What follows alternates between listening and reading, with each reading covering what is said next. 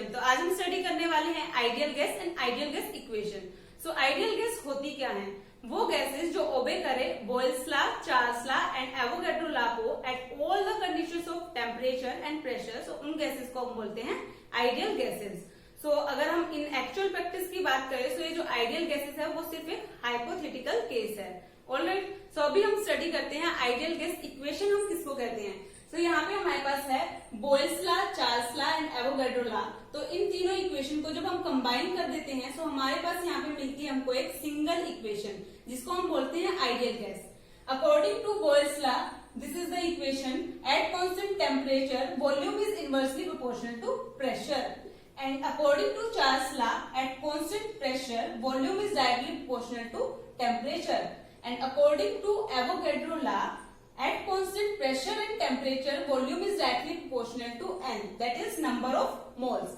अब इन तीनों इक्वेशन को हम कंबाइन करेंगे।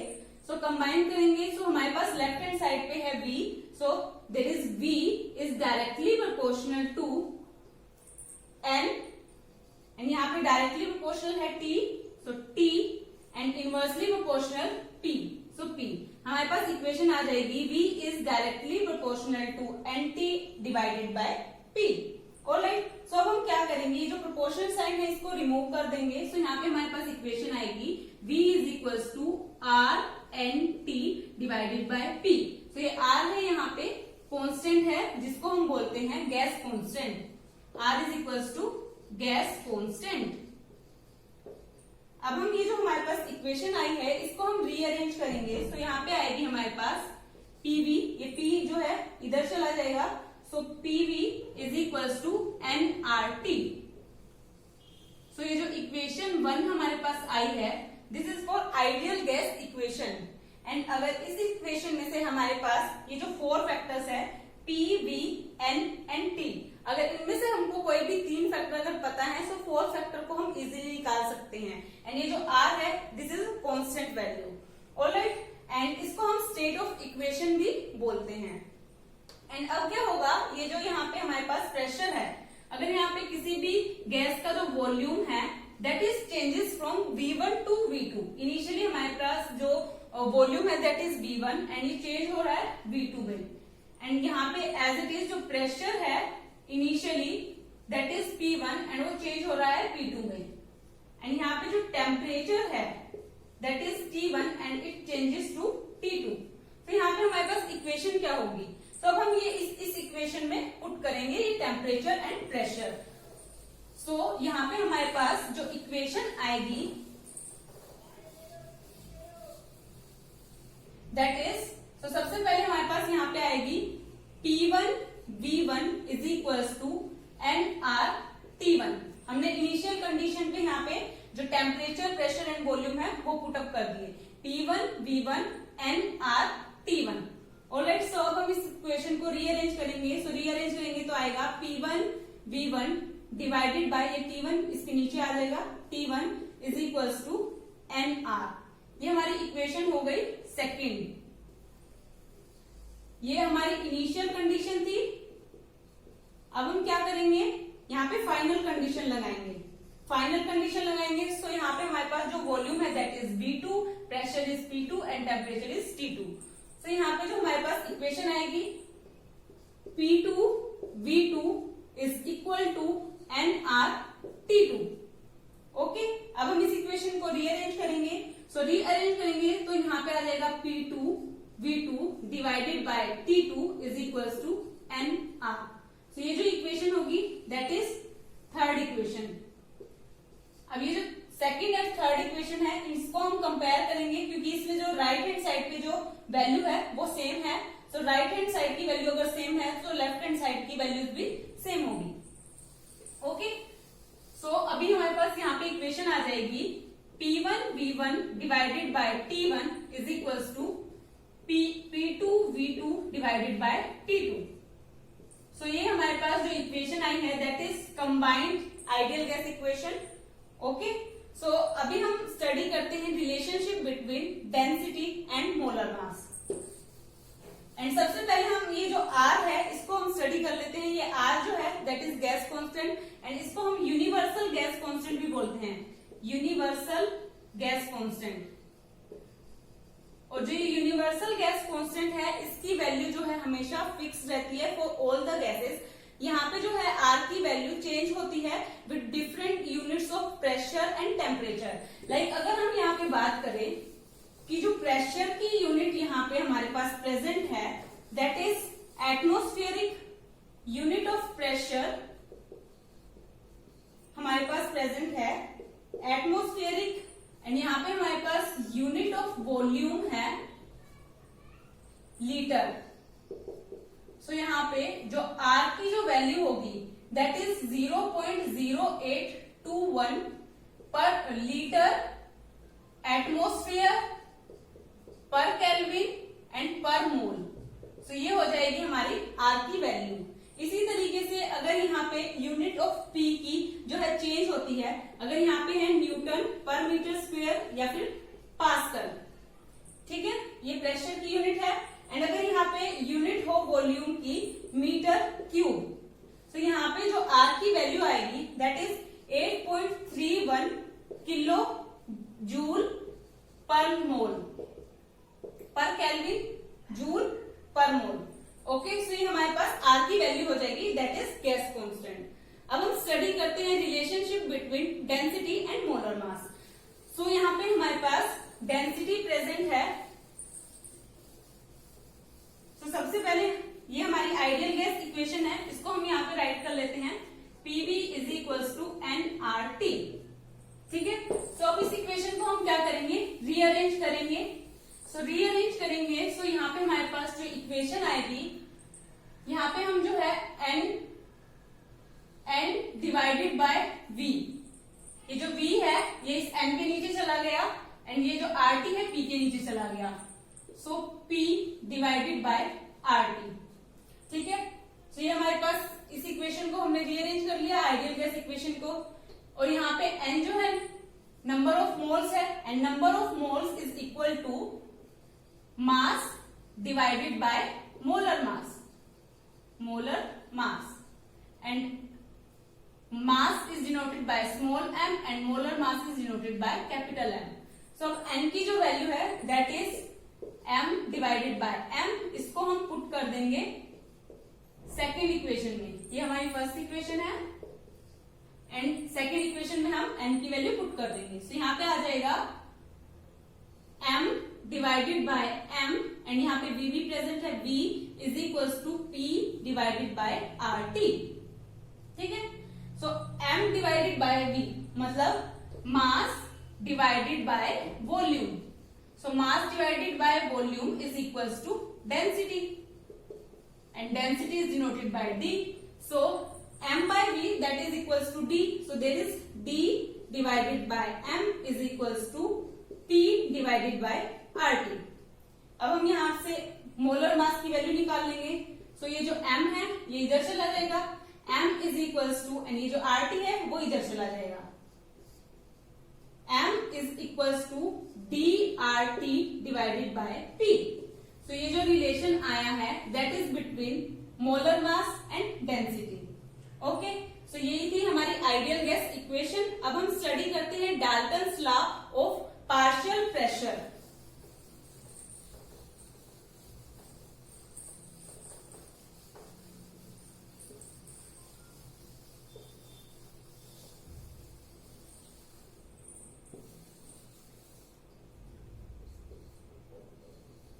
Dalton's law of partial pressure.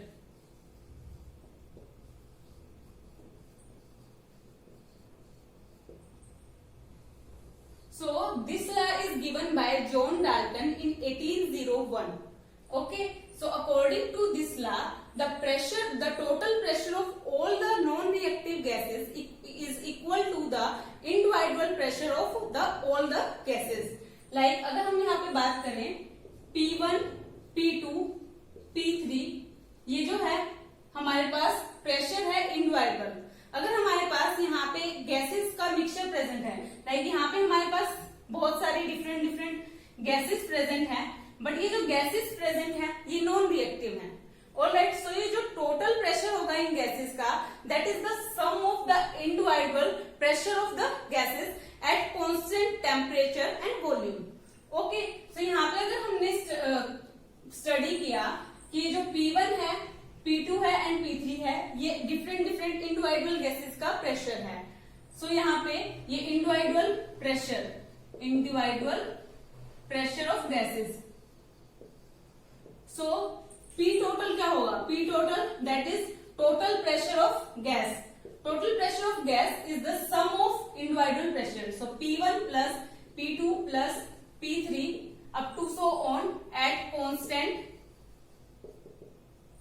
volume and pressure, volume and temperature. Okay, so ये होगा Dalton's law and according to this law ये जो इंडिविजुअल प्रेशर है इसी को हम बोलते हैं पार्शियल प्रेशर। ये जो इंडिविजुअल प्रेशर हमको शो हो रहा है अलग अलग गैसेस का, इसी को हम बोलते हैं पार्शियल प्रेशर। सो अब हम स्टडी करते हैं डाल्टन्स लॉ की एप्लीकेशन।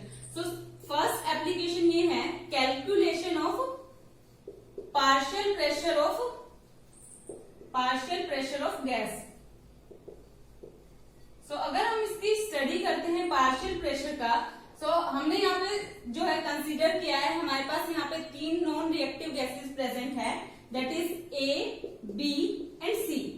ये हमारे पास नॉन रिएक्टिव गैसेस प्रेजेंट है एंड यहाँ पे जो प्रेशर है that is P1 and number of moles present है N1 for A, and B के लिए यहाँ पे प्रेशर होगा P2 and number of moles N2, and C के लिए यहाँ पे प्रेशर होगा P3 and number of moles N3। Okay, so यहाँ पे हमारे पास जो आइडियल गैस इक्वेशन थी that is PV is equals to nRT। So यहाँ पे हम ये जो वैल्यूज है पुटअप कर देंगे। सो यहाँ से हम P1 की वैल्यू निकाल लेते हैं। तो यहाँ से जो P आ जाएगा that is nRT divided by V।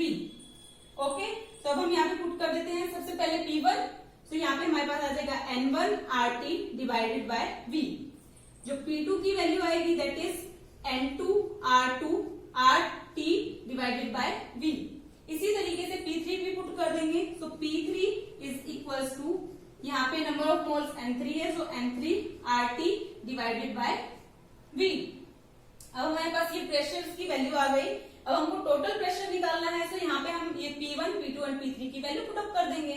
तो यहाँ पे अगर हम वैल्यू पुटअप करेंगे तो हमारे पास इक्वेशन जो आएगी दैट इज, सो यहाँ पे आएगा हमारे पास P total is equals to P1 की वैल्यू हम पुट करेंगे। So P1 is N1RT divided by V, and P2 की वैल्यू है that is N2RT divided by V, and P3 की वैल्यू पुटअप करेंगे। So N3RT divided by V। तो ये value आ गई। अब हम क्या करेंगे, ये RT बाय V जो है तीनों टर्म्स में कॉमन है, सो इसको हम कॉमन निकाल लेंगे। तो यहाँ पे आएगा N1 plus N2 plus N3 and RT divided by V जो है हमने कॉमन निकाल लिया, एंड यहाँ पे है P टोटल। ओके, सो अब हम क्या करेंगे, ये जो N1, N2, N3 और ये जो P टोटल है सबसे पहले हम फर्स्ट गैस के लिए निकाल लें। सो वहां पे हमारे पास प्रेशर है P1। सो P1 को हम डिवाइड कर देंगे P टोटल से। P1 is divided by P total. So यहाँ पे P1 divided by P total. So यहाँ पे नंबर ऑफ मोल्स P1 के लिए हमारे पास थे N1। So N1 is divided by N1 plus N2 plus N3, and यहाँ पे हमारे पास है RT बाय V। और यहाँ पे हमारे पास जो वैल्यू आएगी PV is equal to nRT। So यहाँ से अगर हम वैल्यू निकालते हैं तो यहाँ पे वैल्यू आती है P1 is equal to nRT divided by V। तो यहाँ पे हम पुट कर रहे हैं N1 एंड यहाँ पे भी N1। सो N1 के साथ है RT, ठीक है। तो यहाँ पे आ जाएगा हमारे पास RT, N1 के साथ RT प्रेजेंट है, ठीक है, और डिवाइडेड में V प्रेजेंट है इस N के साथ, और यहाँ पे N1 plus N2 plus N3 के साथ प्रेजेंट है RT डिवाइडेड बाय V। तो यहाँ पे प्रेजेंट है RT, नीचे आएगा यहाँ पे RT एंड ये जो V आएगा यहाँ पे V है ये ऊपर चला जाएगा। तो यहाँ से जो V है कैंसिल आउट हो जाएगा, RT जो है वो भी कैंसिल आउट हो जाएगा। अब यहाँ पे हमारे पास जो लेफ्ट बचा that is N1 divided by N1 plus N2 plus N3, and and ये N1 plus N2 plus N3 that is equals to N, total number of moles, N1 divided by N, and this is equals to Chi1. Chi1 is the mole fraction. ठीक है, so यहाँ पे हमारे पास P1 is equals to Chi1, यानी ये जो P total है ये ऊपर चला जाएगा वहां पे Chi1 के पास, तो यहाँ पे आ जाएगा P total.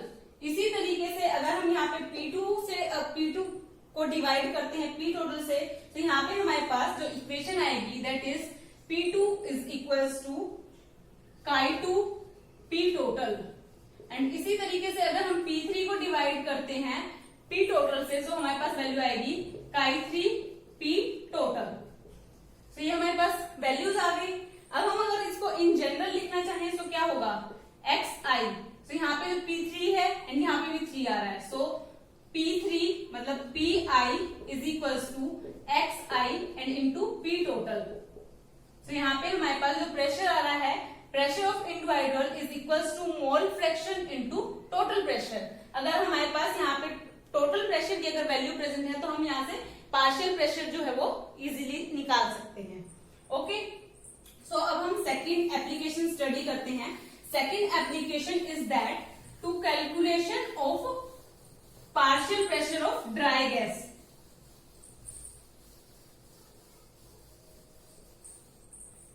Calculation of pressure of dry gas. ये सेकंड एप्लीकेशन है. सो इसमें क्या होता है कि जो ऑलमोस्ट जो गैसेस प्रेजेंट होती हैं वो वाटर के ऊपर प्रेजेंट होती हैं. सो अगर ये जो वाटर प्रेजेंट है इसके ऊपर अगर कोई गैसेस प्रेजेंट है तो यहाँ पे कुछ ना कुछ वाटर के वेपर्स प्रेजेंट होंगे. वाटर के वेपर्स प्रेजेंट होने की वजह से यहाँ पे जो गैस प्रेजेंट है वो मॉइस्ट होगी. मतलब उसमें कुछ ना कुछ वाटर के जो वेपर्स है वो प्रेजेंट होंगे. मॉइस्ट होने की वजह से हम क्या करेंगे, जो यहाँ पे पार्टिकल्स प्रेजेंट होंगे वाटर वेपर के, वो प्रेशर लगाएंगे इन गैसेस के ऊपर. सो इन गैसेस के ऊपर जब वो प्रेशर लगता है तो उसको हम बोलते हैं अक्वस टेंशन. अक्वस टेंशन. अगर हम टोटल प्रेशर में से अक्वस टेंशन को अगर माइनस कर दे तो यहाँ पे हमारे पास आ जाएगा pressure for dry gas. So pressure for dry gas is equals to P total, total pressure minus aqueous tension. तो ये हमने यहाँ पे निकाल लिया प्रेशर फॉर ड्राई गैस. ठीक है, सो यही थी ideal gas equation and Dalton's law of partial pressure. Alright, so hope ये आपको